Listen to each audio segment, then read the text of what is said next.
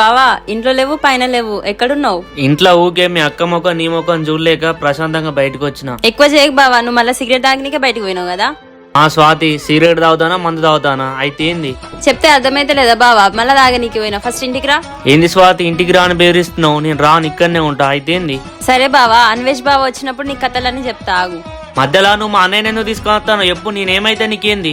ఏంటి బావా అట్లా చెప్తున్నావు? నువ్వేగా ఫ్రెండ్స్ అని చెప్పినావు, ఫ్రెండ్స్ అన్నప్పుడు కేరింగ్ ఉండదా? అబ్బా ఫ్రెండ్సా? ఇది ఫ్రెండ్స్ కేరింగ్ లా లేదు, నాకు వేరేలాగా అనిపిస్తుంది. అవునా, మరి ఇంకెట్లా అనిపిస్తుంది బావా?